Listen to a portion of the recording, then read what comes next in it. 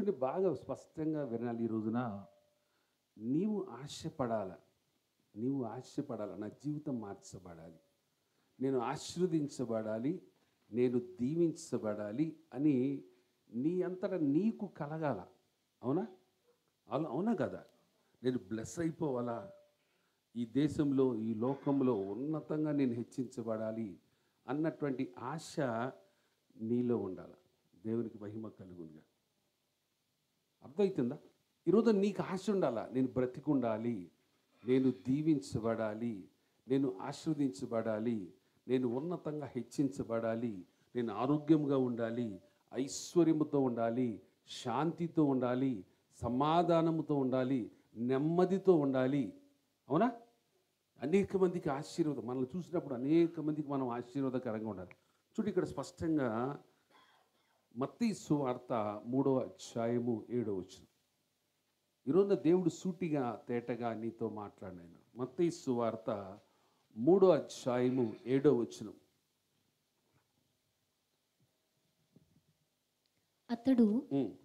అతడు పరిసీలోను సద్దుకయ్యులలోను అనేకులు బాప్తిసం పొంది వచ్చుట చూచి, సర్ప సంతానమా రాబో ఉగ్రతను తప్పించుకొనుటకు మీకు బుద్ధి చెప్పిన వాడెవడు?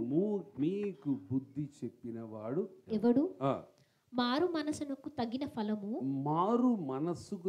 ఫలము ఫలించుడి. చూడి, మారు మనస్సు వచ్చిన వాడికి మాత్రమే ఫలం. అర్థమవుతుందా? నువ్వు మారకుండా, నీ హృదయం మారకుండా, నీ బ్రతుకు మారకుండా, నీ జీవితం మారకుండా, నీ నోటి మాటలు మారకుండా, నీ మనస్సు, నీ తలంపులు, నీ ఆలోచన మారకుండా నీకు ఫలము అనేది లేనే లేదు. It's clear. అవునా కదా? ప్రతి ఒక్క బిడ్డ దీవించబడాలని ఆశపడతాడు, ఫలించాలని ఆశపడతాడు. అయితే దేవుడు క్లియర్గా ఏం చెప్తున్నాడంటే, మారు మనస్సుకు తగిన ఫలం. అసలు నువ్వు మార్పు నీ నోటి మాట మారిపోవాలా. ఇంతకుముందు బూతులు తిట్టేవాడివేమో, ఇప్పుడు అలా సాఫ్ట్ నేచర్. అవునా? ఇదివరకు త్రాగేవాళ్ళేమో, ఇప్పుడు మారటం. ఇదివరకు సిగరెట్ తాగేవాళ్ళేమో, ఇప్పుడు మారటం. ఇదివరకు మూర్ఖంగా ఉండేవాళ్ళేమో, అజ్ఞానంగా ఉండాలేమో. చూడండి, మొత్తం నీ లైఫ్ స్టైల్ మొత్తం మారిపోవాలి. అవునా? మారకుండా ఫలము అనేది నీ జీవితంలో లేదు. క్లియర్గా చెప్తున్నాడు, మారు మనస్సుకు తగిన ఫలం. ఇప్పుడు నువ్వు మారాలంటే ఎవరు మార్చాలా? అసలు నీ జీవితాన్ని కట్టాలంటే ఎవరు కట్టాలా? అసలు నీ బ్రతుకుని మార్చాలని ఎవరు మార్చాలా? దేవుడు మార్చాలి. ఇప్పుడు ఎవరి మీద ఆధారపడాలా? క్లియర్ చెప్తున్నాడు, నువ్వు మారకుండా ఎన్ని రోజులు ఎన్ని రోజులు నువ్వు సంఘానికి వచ్చినా, ఎన్ని రోజులు నువ్వు వాక్యం విన్నా, నువ్వు ఎంత ప్రార్థన చేసినా, నీ యాటిట్యూడ్, నీ ప్రవర్తన అనేది మారకుండా ఈ భూమి మీద నువ్వు ఆశీర్వదించబడవు.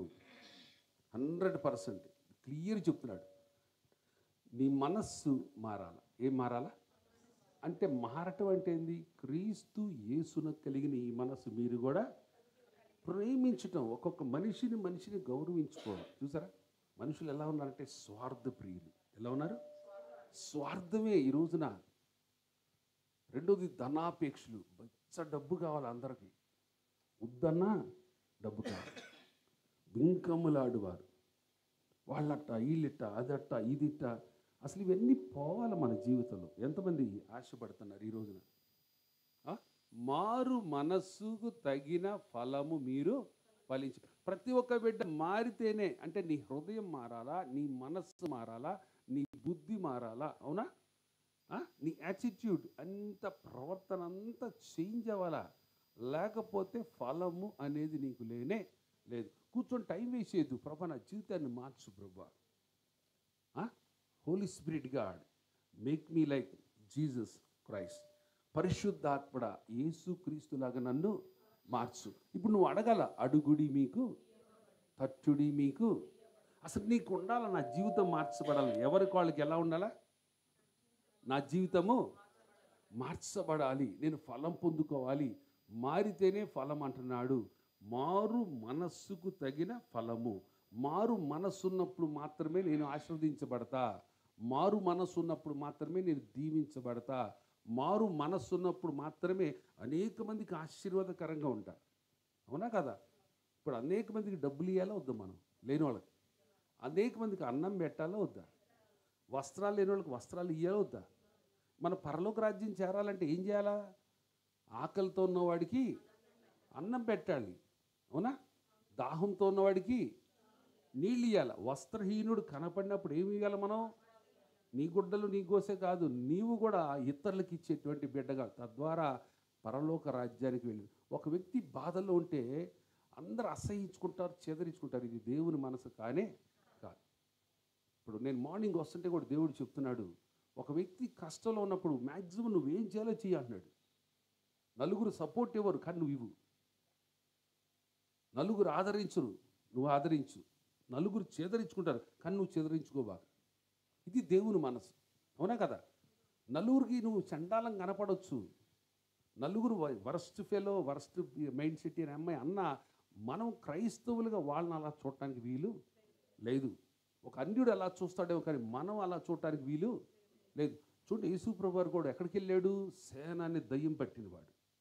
ఊరంతా వెలివేస్తే అతన్ని ప్రేమిస్తున్నాడు. అవునా? సమరయ స్త్రీ, ఊరంతా వెలివేశారు, అందరు చిచి, వంశాలు చుట్టాలు అందరు చిచి అన్నారు. వాళ్ళని ప్రేమిస్తున్నాడు. ఎవరు? సమరయ స్త్రీ దేవుడు. అవునా? అందరూ జక్కైన అంటున్నారు, చిచి వర్స్ట్ ఫెలో, వడ్డీలకి ఇస్తాడు, వీడంత దుర్మార్గుడు, పాపి ఎవడు లేడు అన్నటువంటి ఆ వ్యక్తిని యేసుక్రీస్తు ప్రభువారు ప్రేమిస్తాడు. ఇప్పుడు మనం కూడా ఆయన స్కూల్లోకి వెళ్ళాలా వద్దా? ఆయన సిలబస్ ఫాలో అవ్వాలా వద్దా? అవునా కదా? మారు మనస్సు అనేది నీలో లేకపోతే, చూడు, 10 మంది చేదరించుకుంటున్నారా, వాళ్ళని మీరు ప్రేమించండి. ఇది దేవుని ప్రేమ. 10 మంది అసహించుకుంటున్నారా, వాళ్ళనే ప్రేమించండి. ఇది దేవుని ప్రేమ. అవునా? అవునా కదా? అవునా కదా? బైబిల్ అలా చెప్తుంది. అందుకే ప్రేమించేవాడిని ప్రేమిస్తే లాభము ఏంటి? అసలు ఏమి ఫలం మీకు? అంటే ఒక వ్యక్తిని అందరు చేదరించుకుంటుంటే వాళ్ళు ఏం కోల్పోతున్నారంటే ఫలం కోల్పోతున్నారు. మనకేం చెప్తున్నాడు? ఒక వ్యక్తిని 10 మంది చెదరించుకుంటే ఆ వ్యక్తిని మీరు ప్రేమించండి, ఆ వ్యక్తిని క్షమించండి, ఆ వ్యక్తిని దీవించండి, అతని మార్పు కొరకు, ఆమె మార్పు కొరకు మీరు ప్రార్థన చేయండి, మీకు ఫలం వస్తుంది అంటున్నాడు. అంటే దీని ద్వారా కూడా మనకు ఫలం పోతుందా లేదా? పోతుందా లేదా? ప్రేమించేవాడిని ప్రేమిస్తే మీకేమి ఫలం? అవునా కదా? అర్థమవుతుందా? ఇప్పుడు నీ జీవితం మారాలా? ఎన్ని రోజులు ఈరోజున అడగాలి, దేవుని అడగాల, పరిశుద్ధాత్మ యేసుక్రీస్తులాగా నన్ను, నాకు ఫలం కావాలయ్యా, I want fruit lord, bless me, change my heart, touch my mind, touch my heart. మొత్తం నా దేహాన్ని తాకు, నా మనసును తాకు, నా హృదయాన్ని తాకు. నువ్వు ఒక్కడే మార్చగలవు. ఇప్పుడు సౌలు ఏం చేస్తున్నాడు? సౌల్ని హింసకుడు, దోషకుడు, హానికరుడు, అందరు చేతరించుకుంటున్నారు సౌల్ని. ఎవరు టచ్ చేస్తున్నారు? దేవుడు టచ్ చేస్తున్నారు. సౌలా సౌలా అంటున్నాడు. అవునా? ఈరోజు మనం కూడా ఏంది? అందుకే అందరికి అర్థం కావట్లా, సబ్జెక్ట్ అర్థం కావట్లా. ఒకటి చిచి, ఇదా చిచి, ఇదే వ్యభిచారం, చిచి, ఇది దొంగ, చిచి, వర్స్ట్ ఫెలో, ఇది నోరు కుదరదు అని ఆ వ్యక్తిని మనం చేదరించుకుంటా దేవుని ఆజ్ఞకి మనం దూరం అవుతున్నాం. ఆ వ్యక్తిని ప్రేమించాలి. అట్ ద సేమ్ టైం ఆ బిడ్డని ప్రేమించడం ద్వారా మనకేం వస్తుంది? ఫ్రూట్ వస్తుంది. ఆ వ్యక్తిని ద్వేషించడం ద్వారా మనం ఫలం కోల్పోతున్నాం. దేవునికి మహిమ కలుగును గాక. ఈరోజున మారు మనస్సుకు తగిన ఫలము ఎవరైతే అందరూ ద్వేషిస్తారో వాళ్ళని ప్రేమించండి, మీకు ఫ్రూట్ వస్తుంది. అవునా కదా? చిచి, ఈ బస్తీలో ఈ ఏరియాలో చీ వర్స్ట్ అంటున్నారు. ఆ వర్స్ట్ని నువ్వు ప్రేమిస్తే నీకు ఫలం వస్తుంది. ఆ వర్స్ట్ని కనుక నువ్వు ద్వేషిస్తే నీకు ఫ్రూట్ పోతుంది. అవునా? ఇప్పుడు ఎంతమంది జ్ఞానం వచ్చింది? చాలామంది అల్లుళ్ళు ప్రేమించరు, కోడళ్ళని ప్రేమించరు, కూతుళ్ళని ప్రేమించరు, చుట్టుపక్కల వాళ్ళు ప్రేమిస్తారు. చిచి, వీళ్ళంతా చండాలము. నో నో నో, నువ్వు అలా అనకూడదు. మనము దేవుని బిడ్డలుగా అందరిని ఏం చేయాలి? మనం ప్రేమించాలి. మన దేవుడు ఏమైనాడు? ప్రేమ స్వరూపి. ప్రేమ లేనివాడు నావాడు కాదు. ఒక్క వ్యక్తిని నువ్వు ఆదరించగలిగితే వాళ్ళ హృదయాలు మారిపోదు. నలుగురు చెదరిచి నువ్వు పోయి దగ్గరిది ఒక గ్లాస్ మంచి ఇడ్లీ, ఒక ఫ్రూట్ పెట్టు, ఒక ఇడ్లీ పెట్టు, చూడు, ఒక కాఫీ తీసుకెళ్ళి మనస్ఫూర్తిగా వాళ్ళ హృదయంలో మనం ఒక్కొక్క ఆదరణ వస్తుంది వాళ్ళకి. అరే ఎవడ పట్టించుకోవట్లేదు, నన్ను వీళ్ళు పట్టించుకుంటున్నారు. ఇది దేవుని ప్రేమ. తద్వారా ఆ మనిషిని దేవుని సన్నిధి తీసుకురావచ్చా లేదా? ప్రేమ ద్వారానే జయించాల. ద్వేషంతో ఏ వ్యక్తి కూడా ఏ వ్యక్తిని ఏమి సాధించలేవు. ఒక వ్యక్తిని మార్చాలంటే ప్రేమే. ఒక వ్యక్తిని ద్వేషించడం ద్వారా నువ్వు ఏ వ్యక్తిని మార్చలేవు. దూషించడం ద్వారా అంతకన్నా ఇంకా దూరం అయితే లాగ్ అయితే తప్పించి ఆ ద్వేషము పగ లైఫ్ లాంగ్ అలానే పగ ఉంటుంది. కానీ ప్రేమ ద్వారా మాత్రమే ఆ వ్యక్తిని మనం జయించవచ్చు. దేవునికి మహిమ కలుగును గాక. ఇప్పుడు నువ్వు అడగాల, ప్రభువా నా హృదయమును మార్చు, నా మనస్సును మార్చు. చూద్దాం, నేను ఫలం పొందాలంటే మారు మనస్సు ఉంటేనే నీకు ఫలము, లేకపోతే ఫలము లేదు. రెండో చూద్దాం ఇక్కడ యోబు గ్రంథం 22:23. యోబు గ్రంథము 22:23.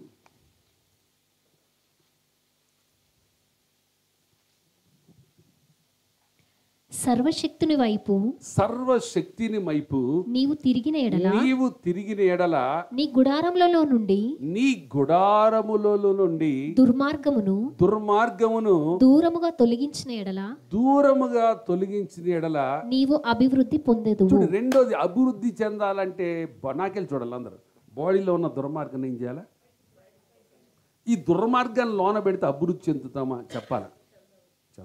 చూడు, ఎంత క్రైస్తవులు ఎంత మోసం చేస్తుంది సైతాన్ని. వాడట్ట అదట్ట ఇదిట్ట వాళ్ళు అట్లా. నీకేముంది లోన?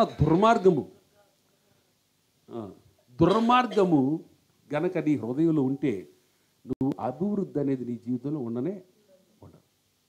హృదయం కలుషితమైపోతే, ఒక్కొక్క వ్యక్తిని ద్వేషించే హృదయం నీలో ఉంటే, ఒక వ్యక్తిని దూషించే హృదయం నీలో ఉంటే, ఒకరిని కొట్టాలా, తిట్టాలా, చంపేయాలా, నరికేయాలా, వాళ్ళు నాశనైపోయేలా, వాళ్ళు ఈ రకంగా నీ హృదయం కనుక ఉంటే 100% నువ్వు అభివృద్ధి చెందవు.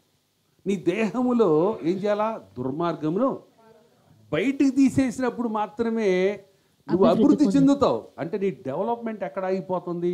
నీలో ఉన్న దుర్మార్గం నిన్ను ఆపేస్తుంది. నాకు ఎవరిని చూసినా ఏమనిపించదు. ఎందుకు అనిపించలేదు? ఆ మనసును మార్చేశాడు దేవుడు. తిను, తాగు, రామ్మ, అయ్యా రండి, బాగున్నారా, అసలు వేరేది రాట్లా. మనసులో క్లీన్ చేశాడు. ఒక మిల్క్ షేక్ చేస్తే ఎలా ఉంటుంది, ఒక మిక్సీలో అలా మారిపోయింది. ఒక ఆయన వచ్చి అన్నాడు, అయ్యా నేను ఇలా కూర్చొని నేను ఆరాధించలేదు, నా వల్ల కాదు, నేను నుంచొని ఆరాధబ్బా దేవుని స్తోత్రం అంటే ఆ వ్యక్తి నుంచొని ఆరాధించాలని ఆశపడతాడు. దేవునికి మహిమ కలుగును గాక. చూడు, ఇప్పుడు దేవుణ్ణి చూడు. అంటే ఇది ఐఎమ్ నాట్ జోకింగ్. వాళ్ళకి నవ్వు రావచ్చు, మీకు నవ్వు రావచ్చు, కానీ చాలా సీరియస్గా చెప్తున్నాను ఈ రోజున. నీ దేహంలో దుర్మార్గం అనేది నీలో ఉంటే, ఒక వ్యక్తిని గాయపరుస్తున్నావా, ఒక వ్యక్తిని వాళ్ళ హృదయాల్ని ఎలా నువ్వు అలా కష్టపెడుతున్నావా నీకు తెలియకుండానే 100% నీలో డెవలప్మెంట్ అనేది ఆగిపోతుంది. చూడు, మారు మనసు ఉంటే ఏమొస్తుంది? ఫలం వస్తుంది. దుర్మార్గాన్ని బయటికి తీసేస్తే ఏమొస్తుంది? ఇప్పుడు ప్రాబ్లం ఎక్కడుంది? మాలోనా? ఎవరో పడతాయి, నా జోలు రాబాక. అసలు మీలో ఎందుకు అనుకోవాలా?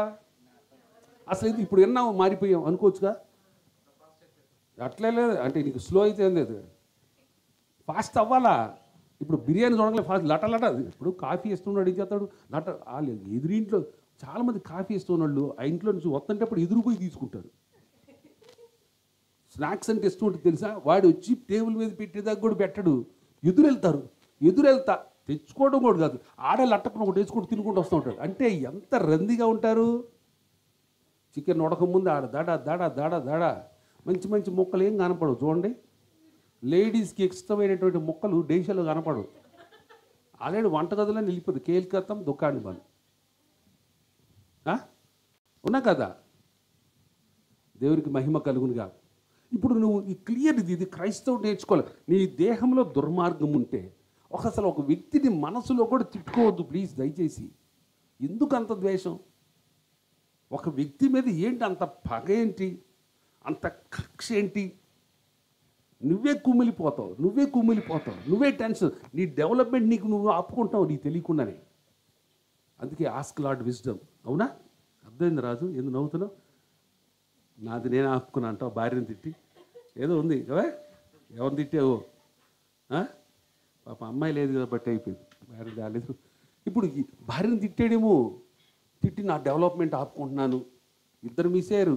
వాళ్ళు ఆడకు ఊరు వెళ్తున్నట్టున్నారు, మల్లెపూలు బొల్లెపూలు. వాళ్ళు వస్తే వాళ్ళ స్కూల్ కూడా తీసేవాడు ఈరోజు. అర్థమవుతుందా? ఇప్పుడు నీ డెవలప్మెంట్కి ఆపుకోవడానికి కారణం ఎవరు? నువ్వే. నీ ఫలము ఆపుకోవడానికి కారణం ఎవరు? నువ్వే. అవునా? మారు మనస్సుకు తగిన ఫలము ఫలించు. నీ దేహంలో దుర్మార్గము బయటికి పారదీస్తేనే నువ్వు అభివృద్ధి చెందుతావు. అది లోన పెడితే నువ్వు డెవలప్ అవుతావా? ఇది మైండ్లో ఫిక్స్ అవ్వాలొద్దా?